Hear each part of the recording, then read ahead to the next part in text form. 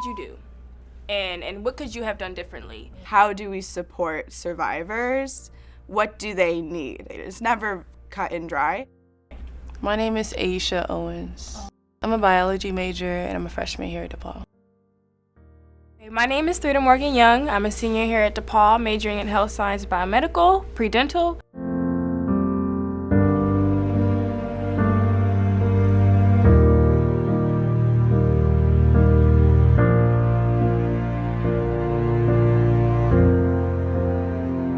My first major sexual encounter was, in a sense, like unwanted and can be categorized as rape. And I didn't realize that until the end of high school. I was like, oh, it's because I kept saying no, and then said yes, that's considered rape. So that was my first encounter with sex, so yes.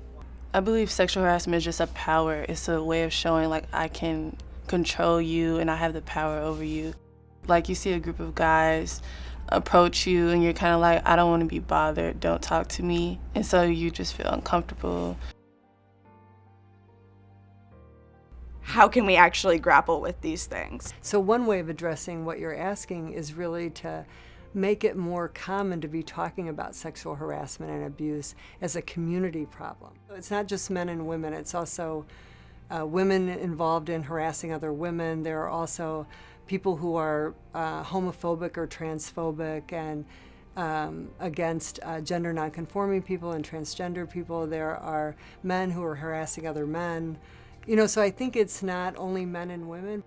And this goes back to being heard is so important, because while part of it is about getting accountability from who's been the attacker, the perpetrator, I think so much is how do we support survivors?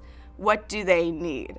Supporting them in figuring out who can they rely on. This doesn't have to be at university level, but so much when we've been hurt, we feel alone.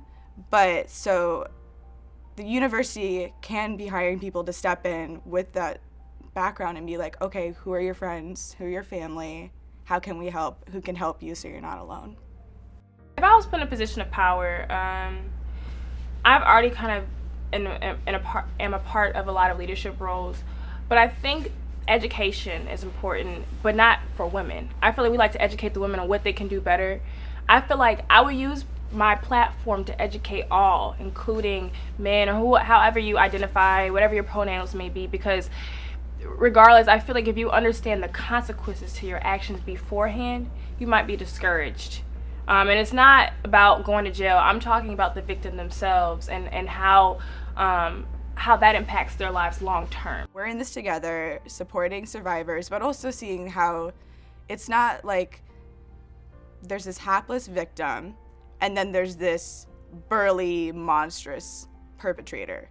While a trauma and hurt can be terrible, that's still, it's difficult to talk about this because at the other end there still is a person, and isolating them, punishing them, that might not be the best way in terms of accountability to create change and build community in a way that can ultimately help heal with the survivor. In that position of power, I would want to really focus support on survivors and getting them the help they need, like connecting them to their therapy sessions, also supporting them in figuring out who can they rely on. I think one way that institutions can contribute to preventing sexual harassment and sexual assault is to really think about the culture of the institution. What are our everyday practices that might contribute to a culture that kind of accepts sexual harassment and sexual abuse as normative, or as something that's everyday or something that's acceptable.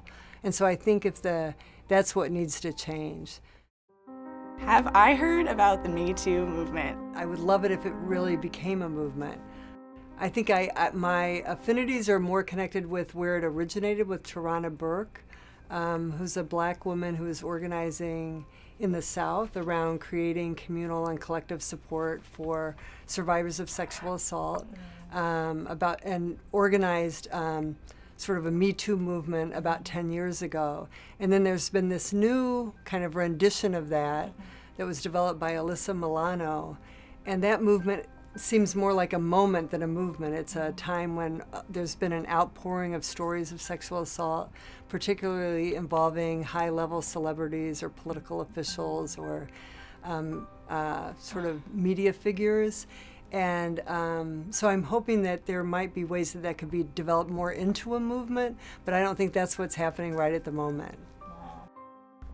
I think the Me Too movement can be harnessed, but it can't be individualized. It has to have that coalitional element and think more localized instead of it's a national conversation. But for some people, sharing their story is a part of their healing.